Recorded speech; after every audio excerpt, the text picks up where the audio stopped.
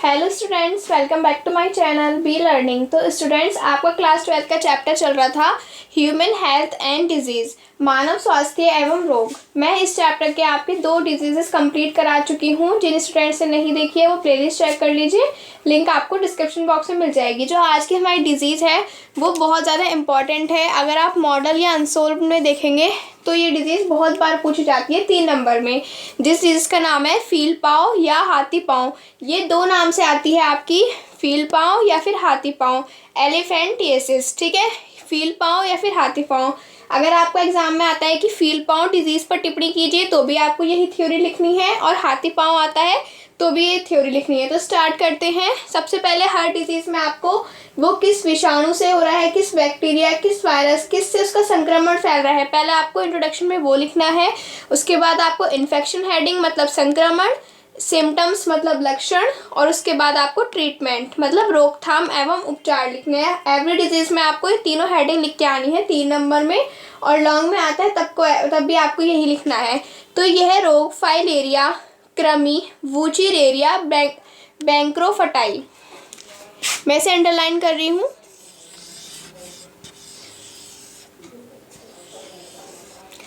वूचिरेरिया, बैंक्रोफटाई जो आपकी फील पाँव डिजीज़ है वो कौन से कृमि से हो रही है? ये डिजीज़ एक कृमि से हो रही है जिसका नाम है वूचिरेरिया बैंक्रोफटाई के द्वारा उत्पन्न होता है। यह लसिका वाहिकाओं को इंग्लिश में क्या बोलते हैं?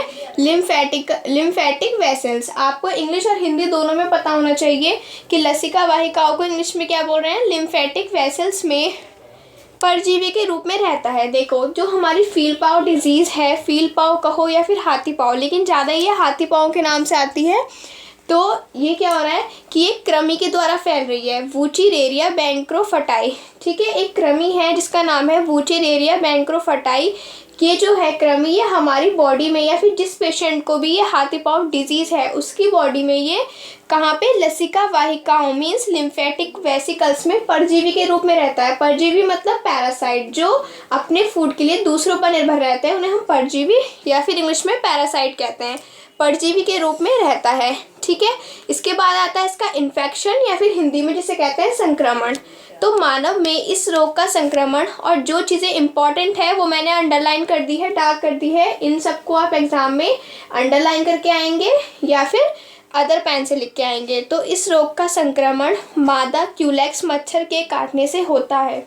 जो आपकी हाथी पाँव डिजीज़ है इसका जो मेन कृमि है, अगर आपको एग्जाम में पूछा जाता है कि कृमि कौन सा है, ठीक है, आपको ऑप्शन में दिया है, अगर 4 ऑप्शन है उसमें वूचिरेरिया बैंक्रोफटाई है तो आप इस पर टिक करेंगे, और बाई चांस आपको वूचिरेरिया बैंक्रोफटाई नहीं दिया है, उसकी जगह मादा क्यूलेक्स मच्छर दिया है, तो आप इस पर टिक कर जाएंगे। लेकिन इंट्रोडक्शन में आपको ये ज़रूर लिखना है, और संक्रमण में लिखा है कि मानव में इस रोग का संक्रमण मादा क्यूलेक्स मच्छर के काटने से होता है।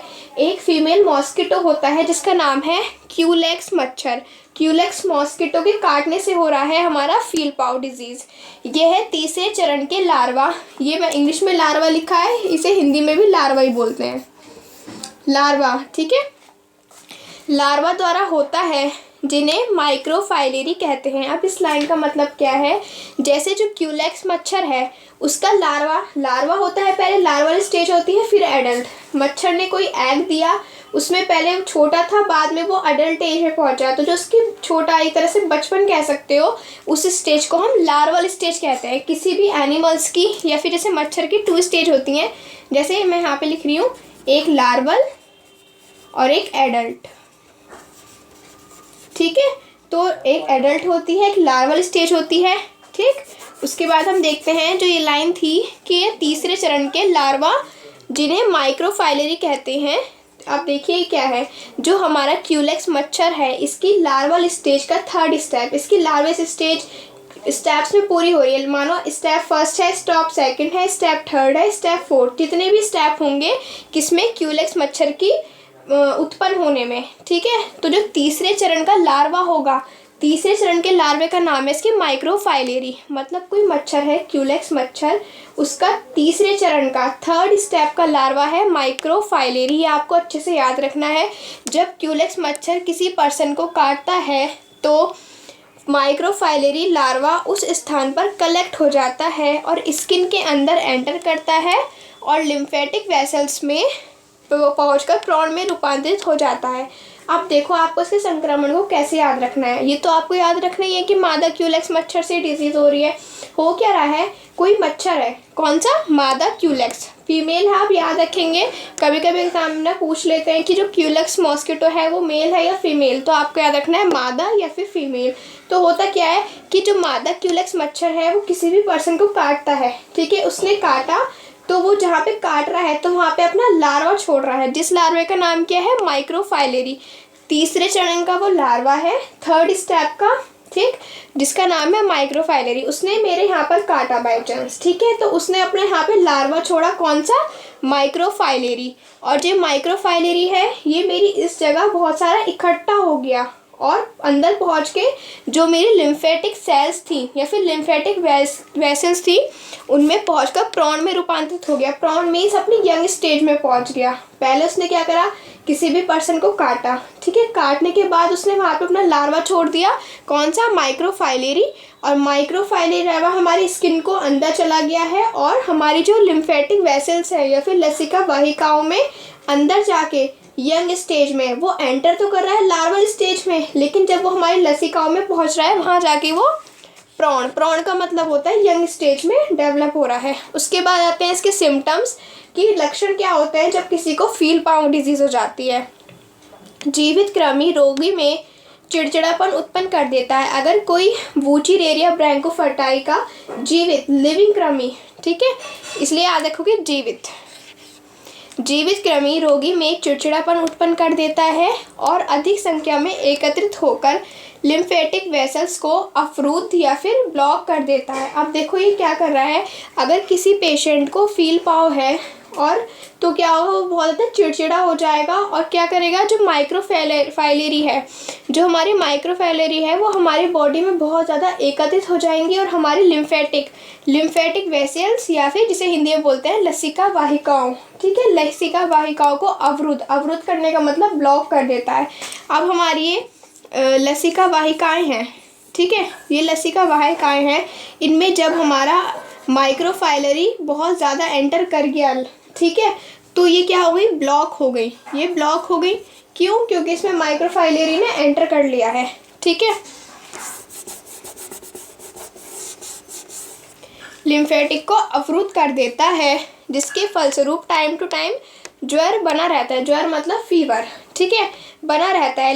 लसिका ग्रंथि एवं लसिका गांठ के पास के टिश्यू तथा उससे संबंधित अंग लाइक लीवर, जिसे यकृत बोलते हैं, लीवर, प्लीहा, लेग्स, स्टोमक, ओवरी के मध्य भाग में सूजन के कारण इनका आकार बढ़ जाता है। अब देखो क्या हो रहा है कि अगर किसी भी पेशेंट को हमारा फील पाव हो रहा है तो पहले तो वो चिड़चिड़ा हो रहा है, ठीक है, चिड़चिड़ा हो रहा है। उसकी बॉडी में जो उसकी लिम्फेटिक वेसल्स हैं वो पूरी तरह से क्या हो रही हैं, ब्लॉक हो जाएंगी। क्यों, क्योंकि उसकी बॉडी में बहुत ज़्यादा क्या हो गया है, माइक्रोफाइलरी लार्वा आ गया है या फिर पूरी तरह से भर गया है लसिकाओं में, जिससे लसिका क्या हो गई है, ब्लॉक हो गई है।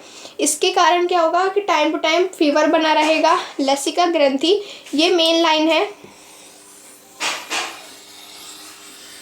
जो हमारी लसिका ग्रंथि होगी या फिर उसके पास के जितने भी ऑर्गन्स होंगे, जैसे कौन कौन सा ऑर्गन आपको याद रखना है, लीवर जिसे यकृत बोलते हैं, प्लीहा क्या होता है, जो हमारे ब्लड में आरबीसीज प्रेजेंट होती हैं, आरबीसीज के कब्रिस्तान को हम प्लीहा बोलते हैं। मतलब जब आरबीसी की डेथ होती है हमारी बॉडी में तो जिस जगह डेथ हो रही है उसे हम प्लीहा बोलते हैं, ठीक है।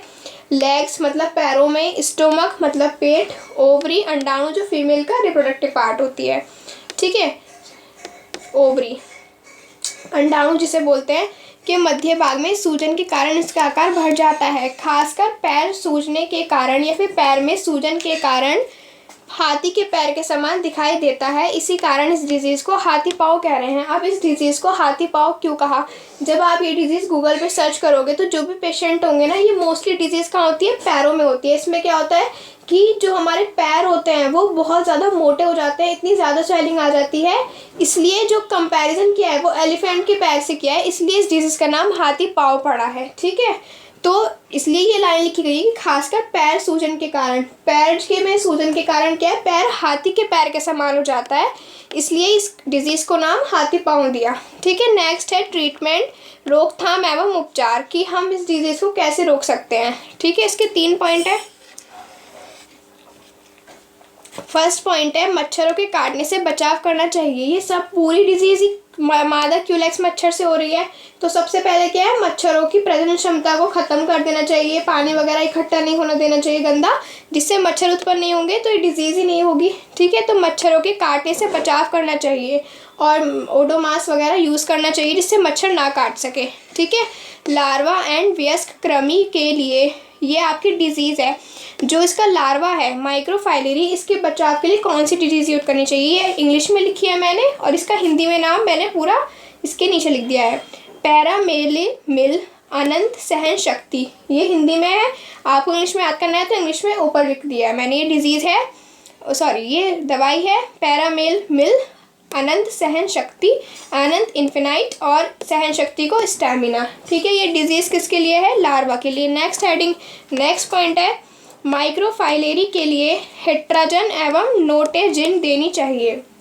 मतलब जो माइक्रोफाइलेरी लार्वा है इसके बचाव के लिए क्या करना चाहिए, 2 मेडिसिन है, एक तो हेट्राजन और एक नोटेजिन। ठीक है, अब मैं आपको एक बार ये डिजीज़ आपकी कंप्लीट हो गई, एक बार फिर से एक्सप्लेन कर देती हूँ। ठीक है, तो फील पाँव या फिर हाथी पाँव डिजीज़ क्या है, ये कृमि है वूचिरेरिया बैंक्रोफटाई, इसके द्वारा हो रहा है। इसमें क्या हो रहा है, आपको इसकी लक्षण में थोड़ी सी लैंग्वेज भारी है, लेकिन आपको इजीली कैसे याद करना है, देखो दोबारा समझा रही हूँ मैं आपको। तो देखो इसमें क्या हो रहा है, आपको इन्फेक्शन में बस ये याद रखना है कि कोई मच्छर है जिसका नाम है क्यूलेक्स मॉस्किटो, क्यूलेक्स मच्छर है, जो जब वो हमारे काट रहा है तो वो वहाँ पर माइक्रोफाइलेरी लार्वा छोड़ रहा है, और ये लार्वा क्या है, हमारी लिम्फेटिक वेसल्स या फिर लसिका वाहिकाओं में एंटर कर रहा है और उन्हें ब्लॉक कर रहा है। ठीक है, इसमें मेन क्या होता है कि जो हमारे लसिका ग्रंथि और उसके पास के जितने भी ऑर्गन्स होते हैं, जैसे लीवर, लेग वगैरह, स्टोमक, ओवरी, इन सब में स्वेलिंग आ जाती है और स्पेशली पैर में बहुत ज़्यादा सूजन आ जाती है। इसी कारण इस डिजीज़ को हाथी पाँव कह रहे हैं। जब आप ये गूगल पे सर्च करोगे आपको देखने को जो भी पेशेंट मिलेंगे उनके मोस्टली पैर क्या होंगे, बहुत ज़्यादा सूजे हुए होंगे, बहुत ज़्यादा स्वेलिंग हो जाती है, बिल्कुल एलिफेंट जैसे उनके पैर लगते हैं, इसलिए इस डिजीज़ का नाम हाथी पाँव रखा गया। लक्षण, इसके रोकथाम, मच्छरों को मतलब भरने नहीं देना चाहिए, काटने से बचाव करना चाहिए, और इसके लिए वाली मेडिसिन, और माइक्रोफाइलेरी के लिए हेट्राजन और नोटेजिन। ठीक है, आप बायो के स्टूडेंट्स हो तो आपको ये जो मेडिसिन है ये भी याद होना चाहिए, हर डिजीज़ के लक्षण और वो किससे हो रहा है आपको ये भी बिल्कुल अच्छे से याद होना चाहिए। ये डिजीज़ हो गई आपकी कंप्लीट। ठीक है, तो स्टूडेंट्स वीडियो पसंद आई तो वीडियो को लाइक करना और मेरे चैनल को सब्सक्राइब कर लेना। Thank you.